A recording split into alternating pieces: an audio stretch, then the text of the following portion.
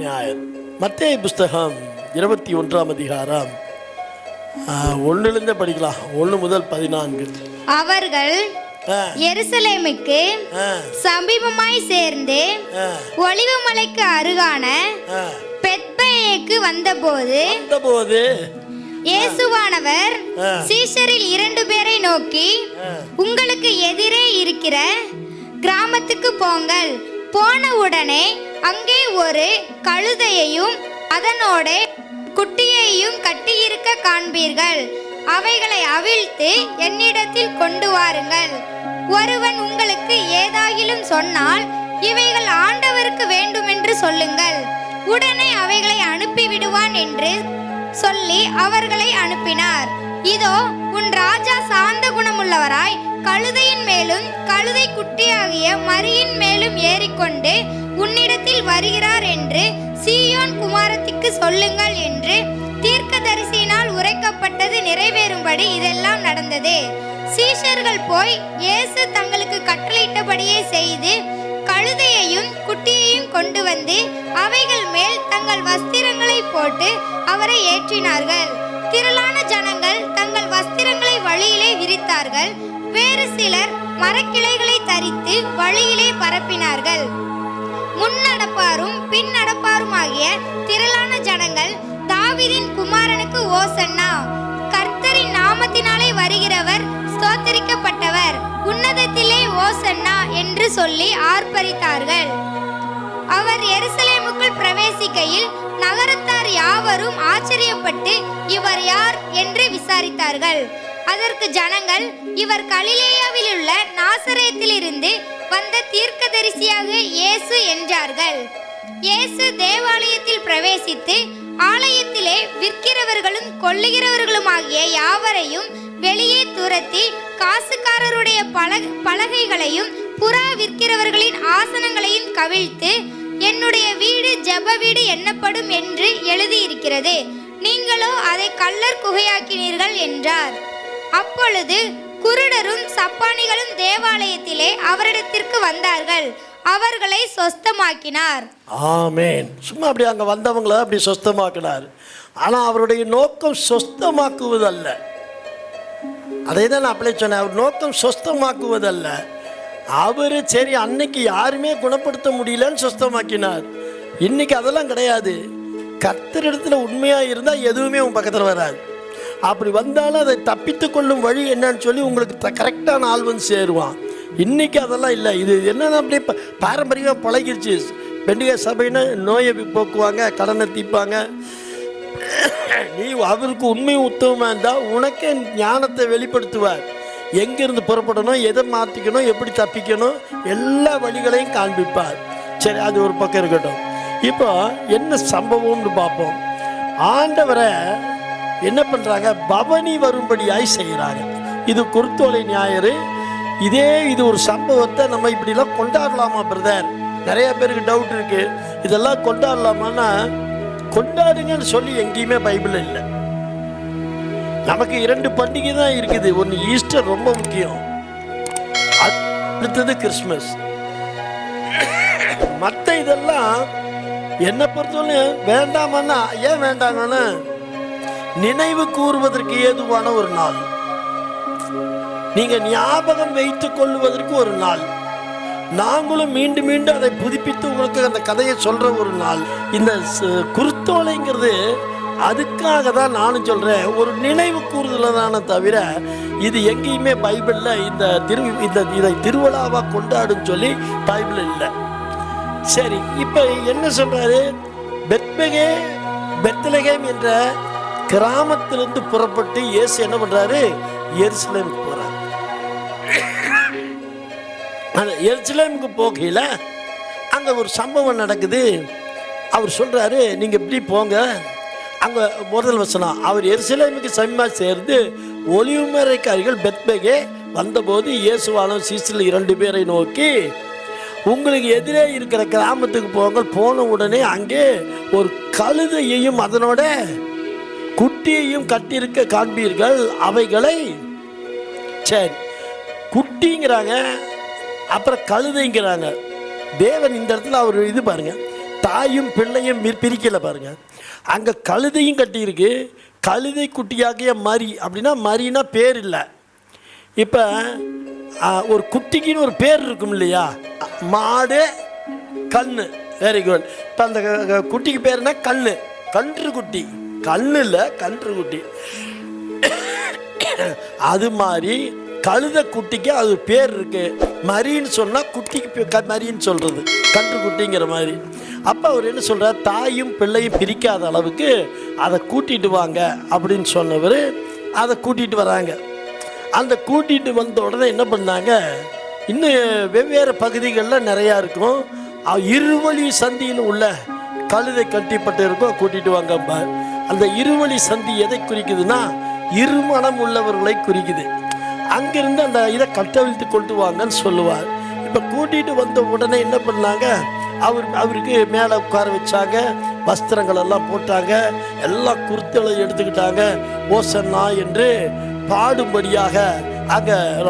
சரி பிரதர், இவரை கழுதையில் தான் கூட்டிகிட்டு வரணுமான்னா கழுதையில் தான் கூட்டிகிட்டு வரணும். இன்னைக்கு நாம தான் கழுதை இல்லையா அப்படிங்கிறோம். கழுதையை ஒரு கேவலமாக நம்ம பேசிகிட்டு இருக்கிறோம்.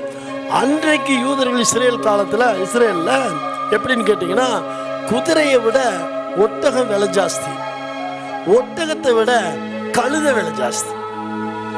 அன்றைக்கு வேத சத்தியத்தில் ராஜாக்கள் எதில் கூட்டிகிட்டு வந்தாங்களாமா, கழுதையின் மேல் கூட்டிகிட்டு வந்தாங்க. ரெண்டு அர்த்தம் இருக்குது. ராஜாக்களை இஸ்ரவேலர்கள் என்ன பண்ணாங்க, கழுதையின் மேலே கூட்டிகிட்டு வந்தாங்க. ரெண்டாவது, யுத்தத்துக்கு போகணும்னா குதிரை மேலேயும், சமாதானத்துக்கு போகணும்னாக்கா கழுதையின் மேலேயும் கூட்டிகிட்டு வரணும். இல்லை, கழுதையின் மேல் ஏறுகிறவர்களே அப்படின்னா நியாயசாஸ்திரிகளை சொல்கிறாங்க.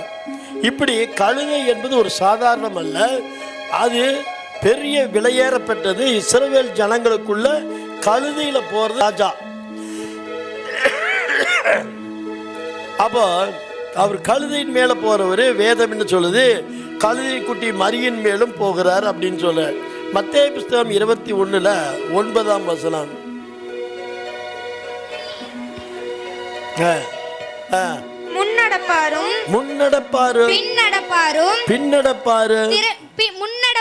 பின்னடப்பாருமாகிய திரளான ஜனங்கள் தாவீதின் குமாரனுக்கு ஓசன்னா, கர்த்தரின் நாமத்தினாலே வருகிறவர் ஸ்தோத்திரிக்கப்பட்டவர், உன்னதத்திலே ஓசன்னா என்று சொல்லி ஆர்ப்பரித்தார்கள். அப்போ ஒரு கூட்டம் என்ன பண்ணிட்டாங்க, இவங்களாவே முடிவு பண்ணிட்டாங்க.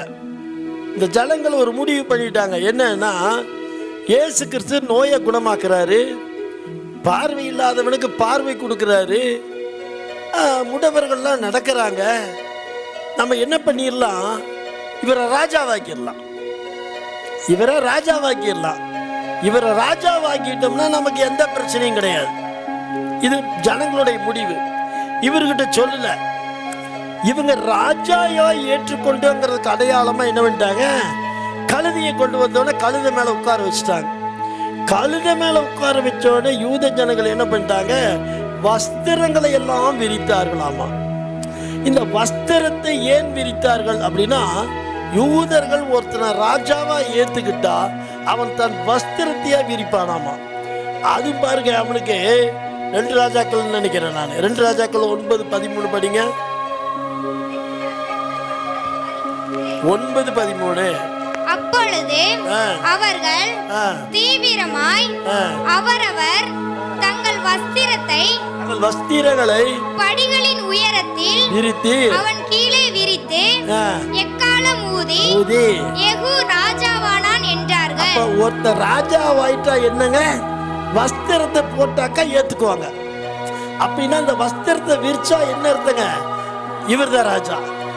ஏன்னா ஏன் இந்த வஸ்திரம் அப்படின்னா, யூதர்கள் அவ்வளவு சீக்கிரம் தங்கள் நிர்வாணத்தை காட்ட மாட்டாங்க.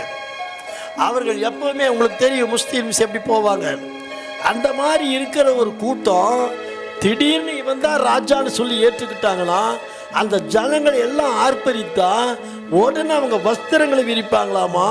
இவன் தான் எங்கள் ராஜான்னு ஏற்றுக்கொள்வார்கள். அதனால தான் ஏற்றுக்கொள்ளுகிற ஒரு அடையாளம் தான் வஸ்திரம் விரித்தால். இப்போ இந்த சம்பவத்தை நீங்கள் அப்போ ஏன் கழுதையின் மேலே வந்தாருங்க? ராஜாவாக இருந்தால் தான் கழுதையின் மேலே வரணும். சமாதானமாக வரணுன்னா கழுதை மேலே வரணும். யுத்தத்துக்கு போகிறவனாக இருந்தால் குதிரை மேலே போகணும். சரி, இந்த பக்கம் எடுத்துட்டிங்கன்னா துணியை விரித்து போடுறான். ராஜாவாக ஏற்றுக்கொண்டால்தான் துணியை விரிப்பாங்க. யூதர்கள் அவ்வளோ சீக்கிரம் தங்கள் மேல் துணியை அவுக்க மாட்டாங்க. உள்ளாடையில் நிற்கிறான், எல்லா துணியை விரிக்கிறான். பெண்கள்லாம் மேலே இருக்க அங்கேயும் விரித்து போடுறாங்க. போட்டு அவ்வளவு மரியாதை. இன்றைக்கி ஒரு ராஜாவை நம்ம பிரைம் மினிஸ்டரை துபாயிலையோ எங்கேயா கூப்பிட்டா என்ன பண்ணுறாங்க? முதல் வேலை ரெட் கார்பெட் போட்டு விரிக்கிறாங்க. சிவப்பு கம்பளம் விரித்து வரவேற்கிறாங்க.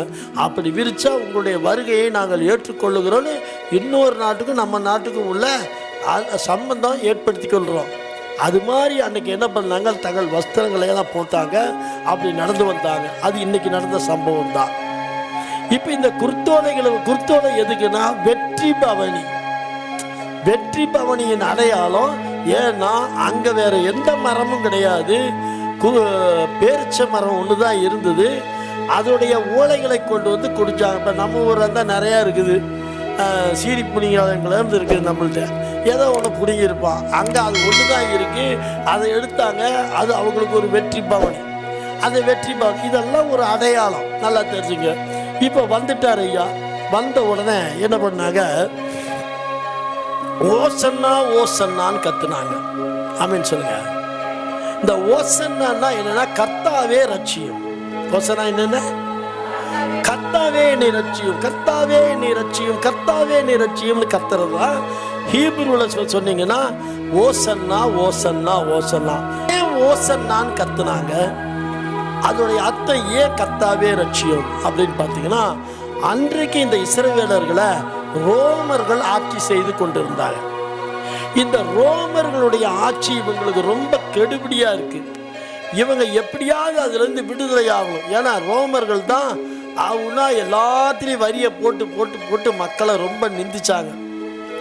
இந்த தொந்தரவுலேருந்து வெளியே வரணும், நம்மளை மீட்க ஒருத்தரும் இல்லையே அப்படிங்கிற நேரத்தில் தான் இயேசு கிறிஸ்துவுடைய வெளிப்பாடு. அங்கே அவருடைய விடுதலை, அவர் கொடுக்குற விடுதலையை பார்த்தோன்னே இந்த ஜனங்கள் எப்படியாவது இவரை ராஜாவாக்கிறோம் அப்படின்னு சொல்லிட்டு அவர் எதையுமே இதை பற்றி யோசிக்கல. ஆனால் இவங்களா என்ன பண்ணிட்டாங்க? தூக்கி கழுதை மேலே உட்கார வச்சு சுர்த்தோலையும் தூக்கிட்டு இவங்களே கர்த்தாவே ரட்சியும்னாங்க. இவங்களே ராஜாவாயிட்டீங்கன்னு சொல்லி இழுத்துட்டு போகிறாங்க. இப்போ இவருக்கு தெரிஞ்சு போச்சு நம்மளை எதுக்கு இவங்க எடுத்து கூட்டிகிட்டு போகிறாங்கன்னு தெரிஞ்சு போச்சு. ஜனங்கள்னா கத்துறான். இதில் வேத பாரகர்கள்லாம் சொல்கிறாங்க, சாதாரண கூட்டம் இல்லை, அவர் பின்னாடி 2 லட்சம் மக்கள் வந்து போயிருக்காங்கன்னு ஒரு குத்துமதிப்பு கணக்கு இருக்கு. 2 லட்சம் பேர் கத்தியிருக்கிறான், கர்த்தாவே ரட்சியும், கர்த்தாவே ரட்சியும். அதாவது என்னன்னா, இப்போ இவர் என்ன போய் செய்யணும்? நேராக ரோம பேரரசுக்குள்ளே போகணும். அங்கே யார் இருக்கா? அங்கே அரசன் இருக்கிறான், பிலாத்து இருக்கிறான். இந்த பிலாத்தை போய் தூக்கி எடுத்து ஒரு அடி அடிச்சுட்டு போய் இவர் போய் சேர்ல உட்காந்துட்டா நம்ம பிரச்சனைகள்லாம் சால்வ். இதுதான் அவங்க நோக்கம். போயிட்டு இருக்கிறாங்க. இப்போ இதில் போகிறவங்க என்ன பண்ணுறாங்க? நேராக கூட்டிகிட்டு போகிறாங்க. ரொம்ப சந்தோஷம். இது வேற எழுத்து. அப்படி இன்னொரு கூட்டம் வருது. 1 லட்சம் பேர் வந்துகிட்டு இருக்கிறாங்க. எங்க? அந்த தேவாலயத்தில். எதனால அப்படின்னா, அன்னைக்கு அது பஸ்கா பண்டிகை. பஸ்கா பண்டிகை மாதத்தின் முதல் நாள் 15ஆம் தேதி நடக்கும். கடா வெட்டுறது சாதாரண கடா வெட்டக்கூடாது. 10ஆம் தேதியே ஆசாரிட்ட கொண்டு வந்து நீ வெட்டப்போற ஆட்டை காட்டணும். அந்த ஆட்டுக்கு பல்லுல சொத்தை கூட இருக்கக்கூடாது. அந்த ஆட்டுக்கு எந்த விதமான குறைபாடும் இருக்கக்கூடாது. அதனால கொண்டு வந்து ஆசாரின்ட்ட காமிச்சு அவன் எல்லாம் ஓகே எல்லாம் பண்ணி பார்த்துட்டு தான் அவன் சரி 15ஆம் தேதி கொண்டு வா வெட்டிடலாம்பா. இதுதான் பஸ்கா பண்டிகை. இயேசுவ தேவ ஆட்டுக்குட்டின்னு சொன்ன பாருங்க. அது வேதம் நிறைவேறத்தக்கதாய் அதே நாள்ல இவங்க இந்த ஆட்டை கூட்டிட்டு போறாங்க. யார? இயேசு கிறிஸ்துவ கூட்டிட்டு போறாங்க. ஓசன்னான்னு பாடிட்டு போறாங்க. அங்கிருந்து ஒரு கூட்டம் வருது. வெளிப்புறத்து நகரத்திலிருந்து ஒரு கூட்டம் வருது. எல்லாம் வந்து சேருது. இதை பார்த்தவன் ஒரு 2-3 பரிசேயர் சதிசேயர்கள் அங்கிருந்த பாய் டீ கடையில் நின்றுட்டு 1/2 வாங்கி அலசிக்கிட்டு உலகமே இவர் பின்னாடி போகுதுங்கிறான். எந்த பாயின்னு யோசிக்க கூடாது. உலகமே இவர் பின்னாடி போகுதுங்கிறான். அவன் சொல்றது என்னன்னு பாருங்க. பயந்துட்டானுங்க. என்னடா அப்படின்னா அவ்வளோ பெரிய கூட்டம், உலகமே அவர் பின்னாடி போகுது அப்படின்னா என்ன நடக்க போகுது? இப்போ இப்படி ஒரு சம்பவம் நடக்குது. இது பயங்கரமாக வந்துக்கிட்டு இருக்குது. இவனுங்களா இந்த பக்கம் ஓசாங்கிறான். கரெக்டாக அதே நேரம் இந்த ஆடு எங்கே போகணும்? இப்போ தேவாலயத்தில் போய் நிற்கணும். பஸ்கா பண்டிகை தேவாலயத்தில் போய் நிற்கணும். 15ஆம் தேதி பலி, 10ஆம் தேதி போய் நிற்கணும். தேவாலயத்தில் போய் நின்று ஓகே சொன்னால் இந்த ஆட்டை வெட்டிடணும். சம்பவம் ஒரே நாளில் நடக்குது. வேதம் சொல்லுகிறது, பலியாய் வந்த தேவ ஆட்டுக்குட்டின்னு சொல்லி இயேசுவை பற்றி சொல்லுது. அந்த சம்பவம் எப்போ நடக்கணும்னா பஸ்கால நடக்கணும். இந்த பக்கம் ஒரு ஒலிவு மலையிலிருந்து எல்லாம் தேவாலயத்துக்கு ஒரு ஆட்டை கூட்டிகிட்டு வந்துட்டு இருக்கிறான். இந்த பக்கம் இந்த ஒரு கூட்டம் ஓசன்னா பாடி கூட்டிகிட்டு வந்துட்டு இருக்கு. 2 வந்துகிட்டு இருக்கு. சரி, இது வந்துகிட்டு இருக்குது. இது இயேசு என்ன செஞ்சார்? எல்லாம் சொல்றாங்க எருசலேம் போனால் இப்பவும் பார்க்கலாங்கிறாங்க. நான் இப்போதான் போயிட்டு வந்தேன். இனி எங்களுக்கு கைடு காட்டலையா, எனக்கு கால் வலினால அவ்வளோ நடக்கலையா என்னன்னு தெரியல. எருசலேமுக்கு போகணுங்கன்னா அங்க தேவாலயம் வலதுபுறம், இப்படி திரும்பிட்டீங்க அப்படின்னா கோட்டை, பிலாத்துடைய கோட்டை. அது இப்பவும் இருக்குங்கிறாங்க. நம்மளும் விசாரிக்கல, அவரும் சொல்லலை. ஏன்னா நாங்கள் எருசலேம் தேவாலயத்திலே நின்னோம். உள்ளே விட மாட்டாங்க. வெளியே சுற்றிக்கலாம், பார்க்கலாம். ஒரே வெயிலாக இருக்கும். ஃபோட்டோ மட்டும் எடுத்துக்கலாம். அப்புறம் வெளியே வந்தால் திடலாக இருக்கும். எல்லாம் பாலைவனம். எந்த பக்கம் போகிறது வடக்கு எழுது யாருக்கு தெரியும்? படித்தது தான். அங்கே யாரும் அவங்களும் சொல்ல மாட்டாங்க. ஆனால் நாங்கள் எருசலேம் தேவாலயத்தை பார்த்தோம். பிலாத்து கோட்டையை தான் அவர் காட்டல எங்களுக்கு. இப்போ இந்த 2 எப்படி இருக்குன்னா, ஒன்று ரைட் லெஃப்டில் இருக்குது. இப்போ ஜனங்கள் என்ன நினைப்புல வராங்க தெரியுமா? இயேசு கிறிஸ்து நேரா நம்ம கூட்டிட்டு போவோம். கூட்டிட்டு போனோடனே அவர் என்ன பண்ணுவார்? பிலாத்த பட்டையை பிடிச்சி வெளியே இழுத்து போட்டு மிதிச்சு ஜெயிச்சு இவர் போய் சேர்ல உட்காந்துக்குவார். இந்த சந்தோஷத்துல கட்டிட்டு போறான். ஓசன்னா பாடுவோம். அங்க போகுது. இப்ப 2 பாதை இப்படி இப்படி திரும்புது. இப்படி போனா அரண்மனை, இப்படி போனா தேவாலயம்.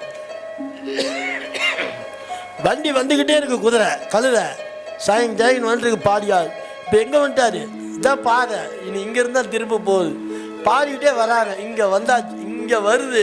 எல்லாத்துக்கும் ஒரே சந்தோஷம். நாளையிலேருந்து நம்ம ரோமராட்சியிலேருந்து விடுதலை பெற போறோம். இவர் என்ன பண்ணார்? இங்க வந்தாலும் டபக்குன்னு கழுதியை திருப்பிட்டார். பொல்லாத மனுஷன். டக்குன்னு கழுது திரும்பிடுச்சு.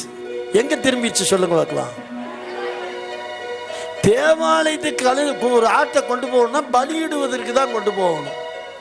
ஆனா இவங்க பலியிட பத்தி சிந்திக்கல. இவனுங்களுக்கு ராஜாவாகணும், இயேசு ராஜாவாகணும். இப்படி திருமண ஸ்பாட்டுக்கு எல்லாம் செதறிக்கிட்டானுங்க. இந்த மனுஷன் நம்மளை கெடுத்துட்டான்டா. இவனை நம்பிதானே நம்ம வந்தோம் பின்னாடி. எவ்வளவு தலைகள பிலாத்துக்கிட்ட போகாம தேவாலயத்துக்கு போயிட்டான். இவன் எதுக்கு தேவாலயத்துக்கு போனான்? இவனுக்கா வஸ்திரம் போட்டோம், இவனுக்கா குர்த்தலை ஓத்தோம். எல்லா பயலும் திட்ட ஆரம்பிச்சிட்டான். திட்டிட்டு நிறைய பேர் ஓடிட்டான். இந்த இடத்துல என்ன நினைவு இருக்கு, என்ன ஒரு கருத்து இருக்குன்னா, கட்டாயம் இப்படி போயிருந்தாருன்னா பிலாத்து அரண்மனை. நிச்சயமா பிலாத்தை தூக்கி ஒரு மிதிச்சு இவர் ஏறி மேல உட்கார முடியும். உட்கார்ந்திருந்தா இஸ்ரவேலர்களுக்கு மட்டும்தான் ரட்சிப்பு. ஆனா இவர் என்ன பண்ணினார்? இஸ்ரவேலை மட்டும் ரட்சிக்க வல்ல, புறஜாதிகளையும் ரட்சிக்க வந்தேன்னு சொல்லி சிலுவை மரணத்துக்கு தன்னை ஒப்பு கொடுத்தார். அந்த மரணத்தினாலே உலகமே ரட்சிக்கப்பட்டுச்சு. கையை தட்டி இருப்பாங்க. இன்னைக்கு நீங்களும் நானும் ரட்சிக்கப்பட்டிருக்கோம். அப்படின்னா அவரு தேவாலயத்துக்கு போயிருந்தாருன்னா முடியாது. பிலாத்து அரண்மனைக்கு போயிருந்தா முடியாது. தேவாலயத்துக்குள்ள நுழைஞ்சிட்டாரு. இப்போ 15ஆம் தேதி பலி கொடுக்குற ஆட்டை 10ஆம் தேதியே தேவாலயத்தை கூட்டிகிட்டு வரணும். கரெக்டாக போய் நின்ட்டாங்க. அவங்க கணக்குக்கு 5 நாட்கள் வரும். நம்மளுடைய இந்தியாவில் கணக்கு போட்டிங்கன்னா 6 நாட்கள் வரும். இந்த சம்பவம் சிலுவையில் அறைவதற்கு 6 நாட்களுக்கு முன்பாக நடக்குது. அவங்க கணக்கு 5 நாட்களுக்கு முன்பாக. அந்த 6 நாட்களுக்கு முன்பாக என்ன ஆட்டுக்குட்டி, இவர் தேவாட்டுக்குட்டின்னு ஏன் சொன்னார்? பலியிட வந்த தேவாட்டுக்குட்டி. இவர் அங்கே கரெக்டாக அந்த 10 நாளைக்கு, அந்த 15ஆம் தேதிக்கு 5 நாட்களுக்கு முன்பாக போய் எங்கே நிற்கிறாரு? அந்த ஆட்டை கொண்டு போகணுமா இல்லையா? அதே ஒரு பக்கம் கூட்டத்தில் ஆடை கூட்டிகிட்டு வந்துட்டுருக்கான். இங்கேயும் ஒரு ஆடு போயிட்டுருக்கா தான் இயேசு. நேராக அங்கே போனார், ஆசாரியனுக்கு முன்பாக நின்றார். ஒரே ரணக்கலம். எப்படிதான் இவன் இப்படி பண்ணுனான்னு சொல்லி. இன்னைக்கு ஓசன்னான்னு பாடினவன் தான் அன்னைக்கு என்ன சத்தம் போட்டான்? இவனை சிலுவையில் அறையும்னு கத்துனான். வேற யாரும் இல்லை, வேற யாரும் புதுசா யாரும் இல்ல, நம்ம ஆட்களே தான். அன்னைக்கு ராஜாவாயிருவான்னு கத்திக்கிட்டு வந்தான். இவர் பண்ணின வேலையில எல்லாருமே அந்த கூட்டத்தை விட்டு சதறி போயிட்டு என்ன பண்ணிட்டாங்க? இவனை சிலுவையில் அறையும்ட்டாங்க. படுவா, இந்த ஆளை நம்பி நம்ம வந்தா இவன் பெரிய இவன் நினைச்சா இவன் பாட்டுக்கு இப்படி போயிட்டான் அப்படின்னு சிலுவையில் அறையும் சிலுவையில் அறையும்னு இஸ்ரவேலர்களும் யூதர்களும் தான் கத்துனாங்க. வேற யாரும் கிடையாது. அவருக்கு தெரியும் இவன் ஓசன்னாவா பாடுறான், நாளைக்கு படுவா இவன் என்ன சத்தம் போடுவான்னு எனக்கு தெரியும் போயிட்டு இருக்காரு. ஆனா அவர் வந்த வேலை என்ன? இஸ்ரவேலரை மட்டும் ரட்சிக்கவல்ல, புறஜாதிகளா இருக்கிற உங்களையும் என்னையும் ரட்சிக்க தான் வந்தார். அவர் சிலுவை மரணத்துக்கு அன்னைக்கு ஒப்பு கொடுத்ததுனாலதான் உலகமே ரட்சிப்புக்குள்ள வருது. அவரு தேவாலயத்துல போனா ராஜாவாயிருப்பாரு, ஆனா இஸ்ரவேலர்களுக்கு ரட்சிப்பு இருந்திருக்கு. உங்களுக்கு எனக்கு யாருன்னே தெரிஞ்சிருக்காது. அதான் இந்த சம்பவம். இன்னைக்கு நடந்த சம்பவம் எதுன்னு கேட்டீங்கன்னா அந்த சம்பவம் தான் இன்னைக்கு நடந்துருச்சு. அல்லேலூயா, அல்லேலூயா. பாருங்க, கொலேசியர் புத்தகம் 2:14 படுங்க. கொலேசியர் 2:14 நமக்கு எதிரிடையாகவும் கட்டளைகளால் நமக்கு விரோதமாகவும் இருந்த கையெழுத்தை குலைத்து அதை நடுவிடாதபடிக்கு எடுத்து சிலுவையின் மேல் ஆணி எடுத்தாங்க. பாருங்க எவ்வளவு கிளியரா இருக்கு பாருங்க. நமக்கு எதிரிடையாகவும் கட்டளைகளால் நமக்கு விரோதமாகவும் இருந்த கையெழுத்தை குலைச்சு போட்டாராமா. இவர் ராஜாவாகணுங்கிற கையெழுத்தையே குலைச்சு போட்டுட்டு அதை நடுவிலராதபடி எடுத்து சிலுவையின் மேல் ஆணி அடிச்சிட்டாராமா. அல்லேலூயா. இத பொதுமொழி பெயர்ப்பு பைபிள் இருக்கா? சீக்கிரம்.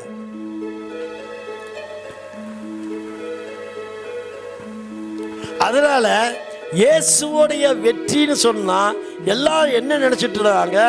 கழுத மேல வந்துட்டா இவர் ராஜா, கழுத மேல வந்துட்டா இவர் ராஜா அப்படின்னு நினைச்சிட்டு கழுதையின் மேல வெற்றி வந்ததுன்னு சொல்லி எல்லாம் அந்த ஒரு காலத்துல சொல்லிட்டு இருந்தாங்க. ஆனா இயேசுக்கிறதுக்கு கழுதையின் மேல் வெற்றி வரல, இயேசுக்கிறதுக்கு சிலுவையின் மேலதான் வெற்றி வந்தது. அல்லேலூயா. படி வேகமா.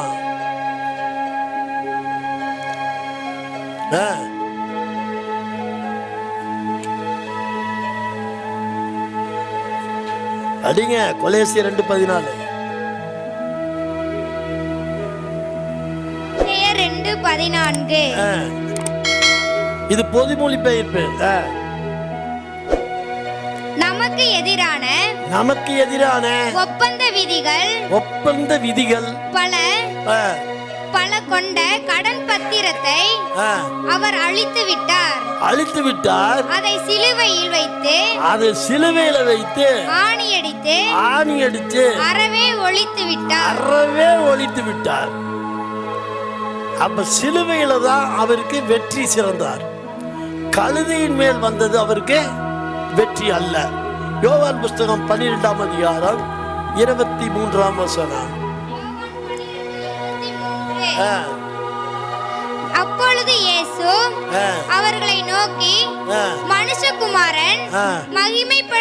மகிமைப்படும்படியான வேலை வந்தது. மகிமைப்படும்படியான வேலை வந்தது. மெய்யாகவே மறுபடியும் படிங்க. அப்பொழுது இயேசு அவர்களை நோக்கி, மனுஷகுமாரன் மகிமைப்படும்படியான வேலை வந்தது. நல்லா தெரிஞ்சுக்க, கானாவூர் கல்யாணத்துல சொன்னார், எனக்கு இன்னும் வரவில்லை. அது ஊழியத்தின் ஆரம்பத்தில் சொல்றாரு. ஊழியம் முடிய போடையில சொல்றாரு, இயேசு கிறிஸ்து மகிமைப்படும் வேலை வந்ததா. நல்லா தெரிஞ்சுக்கங்க, அவர் சிலுவையில் அறைந்தவுடன் அவர் மகிமைப்பட்டார். ஏன்னு கேட்டிங்கன்னா, 3 தேவாலயங்கள் உருவாச்சு. சாலமோன் முதல் ஒரு தேவாலயத்தை கட்டினார். அதை பாபிலோனியர்ஸ் வந்து அடிச்சிட்டாங்க 518 AD. பாபிலோனியர் வந்து செதறடிச்சிட்டாங்க. அதுக்கப்புறம் செருபாபேல் வந்து என்ன பண்ணா, ஒரு தேவாலயத்தை கட்டினான். இந்த செருபாபேல் தேவாலயத்தை கட்டினதை வந்து ஏரோது அரசன் என்ன பண்ணினா வந்து இன்னோவேஷன் பண்ணிக்கிட்டான், டெக்கரேஷன்லாம் பண்ணி கொடுத்துட்டான். அந்த டெக்கரேஷன் பண்ணது தான் இவரை போய் அங்கே நின்னார். அதுக்கப்புறம் அதை தான் வந்துட்டு இவன் வந்து யார் நம்ம அலெக்சாண்டர், கடைசியாக அலெக்சாண்டர் அதை இடிச்சு தள்ளினான். ஆனால் அந்த தேவாலயத்தில் இந்த சம்பவம் நடக்குது. இவர் 3 வருஷம் செஞ்ச ஊழியமெல்லாம் ஒரு ஊழியமே இல்லை, சும்மா கண்ணை குருடாக்கி அது இதுன்னு. அவருடைய கடைசி சம்பந்தம் என்ன தெரியுங்களா? சிலுவையிலே அவர் வெற்றி சிறந்தார். சிலுவை தான் நமக்கு முக்கியம். கழுதையில் வந்ததெல்லாம் அவருக்கு ஒரு வெற்றியே கிடையாது அன்னைக்கு. அதனால தான் பாருங்க, அப்படி இருந்ததுனால தான் எல்லாரும் என்ன சொன்னாங்கன்னா, ஓசன்னா ஓசன்னான்னா அன்னைக்கு சொன்னாங்க, ரைட்டு. ஆனால் இன்னைக்கு நம்ம பாடுறோம்ல, காலையில் பாடினோம்ல, ஓசன்னா கீதம் பாடுவோம், அது ஓசன்னா இப்போ பாடக்கூடாது. சரி, எல்லாம் பாடுறோம், நம்மளும் பாடிட்டோம். ஓசன்னா இப்போ பாடக்கூடாது. ஏன்னா ஓசன்னா வந்து கர்த்தாவே ரட்சியும், சிலுவையில் மரித்தாரு, உலகத்தை ரட்சித்தாரு. இப்போ அதே ஓசன்னா பாடக்கூடாது. பாடணும்னா அதுக்கு அர்த்தமே இல்லை. இப்ப என்ன சொல்றாரு? மகிமைப்படும்படியான வேலை வந்துருச்சு. இப்ப மகிமை. இப்ப நான் கர்த்தருடைய நாமத்தை வெளிப்படுத்தல் புஸ்தகம் 7ஆம் அதிகாரம் 9-10.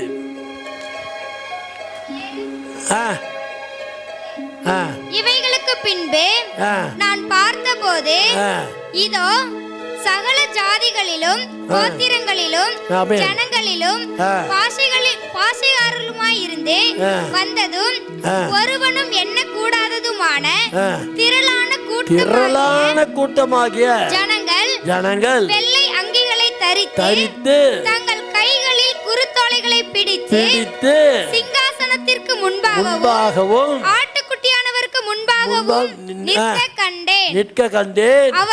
அவர்கள் மகா சத்தமிட்டு ரட்சிப்பின் மகிமை சிங்காசனத்தின் மேல் வீற்றிருக்கிற எங்கள் தேவனுக்கு ஆட்டுக்குட்டியானவருக்கு உண்டாவதாக என்று ஆர்ப்பரித்தார்கள். அப்ப இப்ப நம்ம என்ன சொல்லக்கூடாது? ஓசன்னா சொல்லக்கூடாது. ஆனா நம்ம சொன்னோம்னா என்ன பண்ணுவாங்க? இவ சத்தியத்தை புரட்டிக்கிறா இருப்பாங்க. ஆனா இன்னைக்கு அந்த ஓசன்னா கிடையாது. இன்னைக்கு அங்க பாத்தீங்கன்னா குருத்தோலை பிடிச்சு திரளான கூட்டம் வந்து அவர்கள் மகா சத்தமிட்டு ரட்சிப்பின் மகிமை யாருக்கு வரணுமாமா? சிங்காசனத்தின் மேல் வீட்டு இருக்கிறதுக்கும் பிதாவுக்கு, ஆட்டுக்குட்டியானவருக்கும் இயேசுவுக்கு உண்டாவதாக. இப்ப நம்ம என்ன பண்ணணும்? மகிமை உண்டாவதாக, இயேசுவுக்கு மகிமை உண்டா. இதுதான் நம்ம பாடணும். அதனால ஓசன்னா இப்ப சொல்ற காலம் இல்லை. ஆனா இதை நினைவு கூர்ந்துக்கலாம், சொன்னதான் ஞாபகம் வரும். இந்த வருஷம் சொன்னா அடுத்த வருஷம் கேட்டோம்னா மறந்து போயிரு. அப்ப வருஷம் இதை தியானத்தில் கொண்டு வருவது நல்லதுதான். அதனால இந்த திருவிசேஷத்தை கொண்டாடலாம்னா கொண்டாடலாம், தப்பெல்லாம் ஒன்றும் கிடையாது. அப்ப புதுப்பித்து கொள்ளலாம் நம்மளை. அப்ப இதுல நம்ம இன்னைக்கு இருக்கிற செய்தியில முதல்ல நம்ம அதனால்தான் பாருங்க, அவர் சொல்றாரு 2ஆம் வருகை ஒன்று இருக்கு. அதுல எப்படி வருவார்னா வெண்குதிரையின் மேல் வருவார். ஆமா, இப்ப ஃபர்ஸ்ட் டைம் எதுல போறாரு? கழுதை மேல போறாரு. இப்ப 2வது வர போறாரு. எதுல வராரு? ஏன்னா அப்ப யுத்தம் பண்றாரு பிசாசோட. அப்ப வர்றது சமாதானத்துக்கு வரல, யுத்தம் பண்ண வராரு பிசாசோட. யுத்தம் பண்ணி ஜெயிக்கிறாரு. அதனால குதிரையில வராரு. இனி நீங்க வெளிப்படுத்தல் புஸ்தகம் படிச்சீங்கன்னா அதுல போட்டுருக்க பாருங்க, அப்ப வெண் குதிரையின் மேல் ஏறி வருகிறவராய் இருப்பாராமா. அப்ப குதிரையில வந்தா யுத்தம், கழுதையில வந்தா சமாதானம். அப்ப கழுதையில அவர் வந்தாரா இல்லையா? ஒத்துக்கிறீங்களா? அல்லேலூயா. வஸ்திரங்களை ஏன் விரிச்சாங்க? இப்ப நீங்க கேள்வியெல்லாம் உங்ககிட்ட தான். ஏன் வஸ்திரங்களை விரிச்சாங்க? யாரை ராஜாவாக்குறாங்க? ராஜா ஆக்கிடலான்னு முடிவு பண்ணிட்டான். சரி, நேரா வந்துகிட்டு இருக்கிறான். என்ன பாடினா அப்படின்னா என்ன அர்த்தம்? கர்த்தாவே ரட்சியும். முதல்ல பாடினது ஓசன்னா கர்த்தாவே ரட்சியும். சரி, நேரா வந்தாச்சு. இப்ப பாதை ஒண்ணுதான் இருக்குது. இதுல 2 பிரியுதா? சரி, 2 பிரியுது, 2 பாதை. ஒரு பாதை இந்த பக்கம், ஒரு பாதை இந்த பக்கம். ஒரு பாதையில் என்ன, ஒரு பாதையில் போனா என்ன இருக்கு? இன்னொரு பாதையில் போனா இன்னொரு பாதையில் போனோம்னா என்ன இருக்குங்க? பிலாத்தின் அரண்மனை. அதெல்லாம் ஒன்றும் பெருசா இருக்காதுங்க. நான் கூட என்ன பெரிய கற்பனை பண்ணேன். நம்ம டச்சுக்காரர்கள் கோட்டை, தரங்கம்பாடி போயிருக்கீங்களா? தரங்கம்பாடி போனோம்னா தெரியும், டச்சுக்காரர்கள் கோட்டை மகா பெருசாக இருக்கும். அப்புறம் பாலக்காடு போனீங்கன்னா என்ட்ரன்ஸ்லேயே திப்பு சுல்தான் கோட்டை இருக்கும், மகா பெருசாக இருக்கும். அப்புறம் தஞ்சாவூர் போனீங்கன்னா ராஜராஜ சோழனுடைய அரண்மனை இருக்கும். அதெல்லாம் எவ்வளோ பெரிய கல்லுகள் என்னென்ன இருக்கு. நான் இந்த பிலாத்து அரண்மனை ஒரு ஸ்ட்ரீட் மாதிரி, சின்ன சந்து மாதிரி இருக்கும். அதுக்குள்ளே கூட்டிகிட்டு போனாங்க. ஒரு பெரிய கேட்டு மட்டும் இதோட ஹைட் இருக்கு, அவ்வளோதான். உள்ளே போனால் சின்ன சின்ன ரூம் தான். பிலாத்து அரசன் உட்காந்துருக்கிற ஒரு அரண்மனை இருக்குது. அப்புறம் 2 சேர் சைடில் இருக்கும். இயேசு அங்கே தான் நிற்க வச்சுருந்தாங்களா கட்டி. மீறி போனால் எனக்கு தெரிஞ்சு இந்த லென்த்தில் முக்கால்வாசி தான் இருக்கு. அதில் சேர் மட்டும் மேலே ஹைட்டாக இருக்குது. அப்புறம் 2 சேர் பக்கத்தில் குட்டையாக இருக்குது. அவர் அங்கே தான் நிற்க வச்சுருந்தாங்களாம். அங்கே தான் கை கட்டி நின்னார். அதான் பிலாத்து அரண்மனை. பிலாத்து அரண்மனையிலிருந்து பக்கமெல்லாம் கிடையாது. இப்போ நிறைய வீடுகள் வந்துருச்சு. அதில் இறங்கி அப்படியே கொஞ்சம் நடந்து போனால் தேவாலயம், எருசலேம் தேவாலயம் அது இருந்தது. இது வீடு இருக்குது, சின்ன வீடு மாதிரி தான் இருக்கும். அரண்மனை அப்படிங்கிறாங்க, ஒழுங்காக புரிய மாட்டேங்குது. அங்கே தான் போட்டெல்லாம் போட்டிருக்காங்க, இயேசுவை கட்டி வச்ச மாதிரி. இப்போ தேவாலயம் இந்த பக்கம் இது, ரைட்டுங்களா? ஏன் தேவாலயத்துக்கு போனாரு? யாருக்கு தெரியும்? அந்த மனுஷனுக்கு சொல்லுங்க. சீலாஸ் குரலாட்டு இருக்கு. Very good. ஒரு கையை தட்டி இருக்கு பார்க்கலாம். பாரு, எல்லாம் எப்படி தெரியுமா இருக்குது? அப்படியா அப்படிங்கிற மாதிரி இருக்கு. ஏன் தேவாலயத்துக்கு போனாரு? ஆம்பளை எல்லாம் சொல்லுங்க பார்க்கலாம். ஓ, மீசை வைக்கலையா அன்னைக்கு? ஏன் தேவாலயத்துக்கு போனாரு? இந்த சைடு ங்கிறீங்களா தவிர சத்தம் வெளியே வர மாட்டேங்குதுயா. ஏன் தேவாலயத்துக்கு போனார்? என்ன இசைக்கு பிரதர், என்ன விஜய், ஏன் தேவாலயத்துக்கு போனார்? பலியிடுவது. பலி அப்ப பலியிட்டா என்ன ஆயிரும்? பலியிட்டா என்ன ஆயிடும்? யாருக்கு? உலகத்துக்கே ரட்சிப்பு. கையை தட்டி பயப்படுறாங்க. அதே மாதிரி நான் நினைக்கிறேன், இவங்க இங்க இந்த பக்கம் படிச்சவங்களா 40க்கு மேல வாங்கியிருக்க மாட்டாங்க.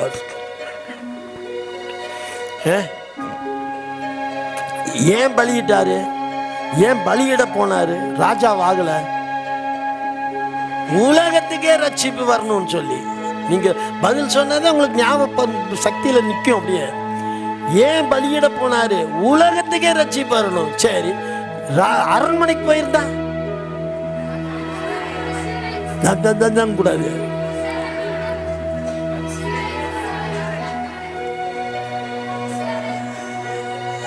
இஸ்ரவேலுக்கு மட்டும்தான் ரட்சிப்பு கிடைச்சிருக்கும். புரிஞ்சுட்டீங்களா? அரண்மனைக்கு தான் இந்த 2 பாதைன்னு வச்சுக்க. இது கோட்டை, இது அரண்மனை, இது தேவாலயம். இதுல போயிருந்தாருன்னா இஸ்ரவேலுக்கு மட்டும்தான் ரட்சிப்பு. இதுல போனதுனால என்ன ஆயிடுச்சு? உலகத்துக்கே ரட்சிப்பது. இதனால் இந்த கூட்டம் இவருக்கு எதிர்ப்பா திரும்பிட்டாங்களா இல்லையா? திரும்பினதுனால என்ன பண்ணிட்டாங்க? ஓசன்னா சொன்ன வாயெல்லாம் சிலுவையிலே அறையும் சிலுவையிலே அறையும்னு கத்த ஆரம்பிச்சிட்டாங்க. இந்த சம்பவம் என்னைக்கு நடந்தது? இன்னைக்கு நடந்தது. கைத்தட்டு. இந்த சம்பவம் என்னைக்கு நடந்தது? ஏன்னா இதுக்கு இப்படி கேட்டால் தான் உங்கள் ஞாபகத்தில் பதியும். இந்த சம்பவம் என்னைக்கு நடந்தது? இன்னைக்கு தான் நடந்தது. அதை நினைவு கூறுகிற தினம்தான் இது குருத்தோலை ஞாயிறு. நீங்கள் கணக்கு பாருங்க, அவங்க கணக்குக்கு 5வது நாள் வந்துடும் குட் ஃப்ரைடே. நம்ம கணக்குக்கு 6வது நாள் குட் ஃப்ரைடே வந்துடும். 5 தான் வருதா? 5 இல்லை, அவங்க எப்படின்னா நேற்று சாட்டர்டே தான் அவங்களுக்கு நேற்று கணக்கில் வரும். நம்ம ஞாயிற்றுக்கிழமையிலேருந்து கணக்கு போடுவோம். ஆக்சுவலி உண்மையிலேயே பெண்டிகாஸ்ட் வாரத்தின் விடுமுறை எத்தனை தெரியுமா? சனிக்கிழமை தான். வேறு வழி இல்லை, நம்ம ஞாயிற்றுக்கிழமை கொண்டாடுறோம். உண்மையாக வேதத்தின் அடிப்படையில் சனிக்கிழமை தான் நமக்கு சர்ச்சை. ஆனால் வேறு வழி இல்லை. ஸோ அப்படி பார்க்குற 6வது நாளில் வந்துடுது குட் ஃப்ரைடே பலிதான். ஏன்னா இன்னைக்கு வந்தது ஆட்டுக்குட்டி ஆசாரியின் இடத்துல சோதிக்கும்படியாக வராரு. கை கட்டி நிற்கிறாரு. நீ ராஜாவான்னு கேட்கும்போது அவர் ஒன்றும் பேசலை. நீ சொல்லுகிறபடி தான்னாரு. நீ ஒன்றும் பேச மாட்டேங்கிறியெல்லாம் கேட்ட இடம் இன்னைக்கு தான். கையை கட்டி நின்ட்டார். ஸோ அமைதியை காத்தார். இனி நாட்கள் நாளைக்கு நாளானிக்கு அப்படியே வருது. ஒவ்வொரு இடத்துல பிலாத்துக்கிட்ட இருந்து ஏறுவதுட்டு போகுது. அங்கே இங்கே இவரை விசாரிக்க ஆரம்பிக்கிறாங்க இந்த வாரமெல்லாம். அதனால தான் இந்த வாரம் துக்கத்தின் வாரம்.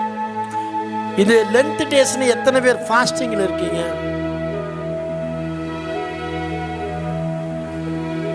எங்கேயுமே இல்லை. ஐயா ஒருத்தர் எந்திரிங்கய்யா, ஒரு கை தட்டினாரு. சரி, அவரு சில பேர் மட்டன் சாப்பிட மாட்டேன்னு எத்தனை பேர்? என்ன கொடுமை! அப்படிலாம் ஈவிரக்கமெல்லாம் இருக்கும். எத்தனை பேர் மட்டன்ல ஜேபி சாப்பிட மாட்டாரு? அவன் சாப்பிட மாட்டான், நீ சாப்பிட மாட்டியா? Very good. இப்படிதான் இருக்கணும் கிறிஸ்தவன், சாப்பிடாமே இருக்காங்க. சரி, அப்படிலாம் வேதத்தில் எதுவும் சொல்லலை, அதையும் சொல்லிடுறேன்.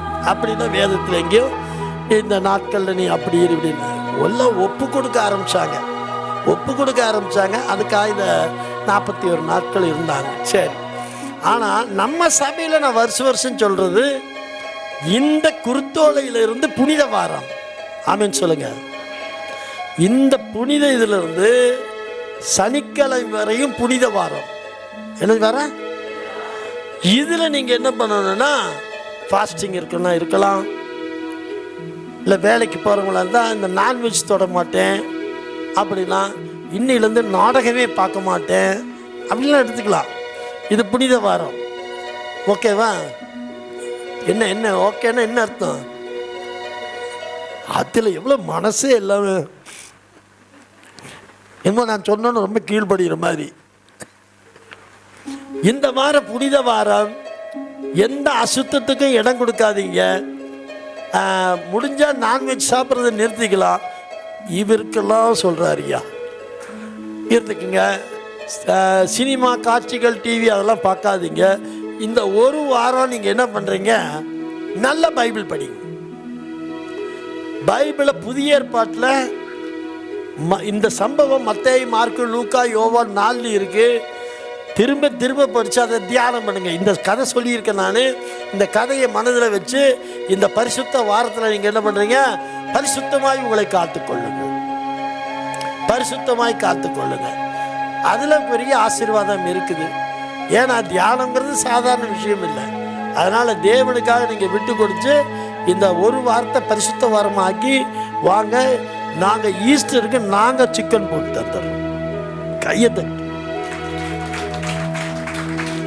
ஈஸ்டருக்கு நம்ம உணவு அளிவாங்க. யார் உணவு கொடுக்குறவங்க? ஈஸ்டருக்கு கோகிலா சிஸ்டர் நமக்கு உணவளிக்கிறாங்க. Very good. 2 பேர் கொண்டு வந்தாங்க. நம்ம 2 பேர்த்தையும் ஒரே நாளில் போட்டு சாப்பிட முடியாது. அதனால் ஒரு இது அடுத்த மாதம் கொடுத்துக்கலான்னு சொல்லிட்டோம். அதனால் கோகிலா சிஸ்டர் ஃபஸ்ட்டு கொண்டு வந்து கொடுத்துட்டாங்க. இந்த ஈஸ்டருக்கு அவங்க தான் உணவு கொடுக்குறாங்க. இன்னைக்கு குருத்தோலையில் அவரை நாமளும் ராஜா அப்படின்னு சொல்கிற அளவுக்கு நமக்கெல்லாம் கேசரி கொண்டு வந்திருக்கிறாங்க. நம்ம சீலா சிஸ்டர் கையை தட்டு. இதே வாய் தான் நாளைக்கு என்ன சொல்லும்? சிலுவையில் அறை கேசரி சாப்பிட்டு போட்டு சொல்லும். ஆமாம், அப்படி சொல்லக்கூடாது. கேசரியும் சாப்பிட்டுட்டு ஃபாஸ்டிங் இருக்க மாட்டேன்னு என்ன அர்த்தம்? நான் ஃபாஸ்டிங்கை அதிகமாக பிரச்சாரம் பண்ண மாட்டேன். காரணம் என்னன்னு கேட்டிங்கன்னா, ஃபாஸ்டிங்னு சொன்னால் 3 மணி நேரம் ஜபத்தில் இருக்கணும். நீ ஃபாஸ்டிங்ட்டு வேலைக்கு போனால் பட்டினி, அது பட்டினி. அதுக்கு நீ சாப்பிட்டுட்டே போ. ஃபாஸ்டிங் இன்னைக்குன்னு சொல்லிட்டியா, தப்புன்னு குளிச்சுட்டு வா, ஒரு பாயை போடு, உட்காரு, பைபிள் எடு, ப்ரேயர் பாட்டு பாடு, ப்ரேயர் பண்ணு, பைபிள் எடு. ஒரு 3 ஹவர்ஸாவது இருக்கணும், மினிமம் 3 ஹவர்ஸ் இருந்தீங்கன்னா அது ஃபாஸ்டிங். வேலைக்கு போகிறவங்களால் அது முடியுமாங்கிறது கொஞ்சம் சந்தேகம்தான். பட் இருந்தாலும் பொறுத்தல்னு வைங்க. இந்த 1 வாரம் மாம்சம் சாப்பிட மாட்டேன், இல்லை இந்த 1 வாரம் மனசை உருப்பகப்படுத்தி நாடகம் பார்க்க மாட்டேன் அப்படின்னு ஏதாவது ஒன்று பொருத்தனை பண்ணி இந்த வாரத்தை பரிசுத்த வாரமாய் மாற்றிக்கொள்ளுங்கள். கர்த்தர் உங்களை ஆசீர்வதிப்பார். அப்படியே கண்களை மூடுவோம். இயேசுவின் நாமத்தினால ஜனங்களை நான் ஆசீர்வதிக்கிறேன்ப்பா. உம்முடைய நாமம் மகிமைப்படட்டும் கர்த்தாவே. இந்த ஜனங்களுடைய காரியங்களை கர்த்தர் அறிந்திருக்கிறேன். இந்த நாளில் ஆண்டவரை நாங்கள் தியானித்தோம். உடைய சிலுவைக்கு போன காரியங்களையும் திருத்தோலை ஞாயிற்கான காரியங்களை நாங்கள் தியானித்திருக்கோம். இந்த தியானம் எங்களை ஆசீர்வதிக்கட்டும். இயேசுவின் நாமத்திலே நான் வாழ்த்தி ஆசீர்வதி ஜெபிக்கிறேன் நல்ல பிதாவே. ஆமேன், ஆமேன், ஆமேன்.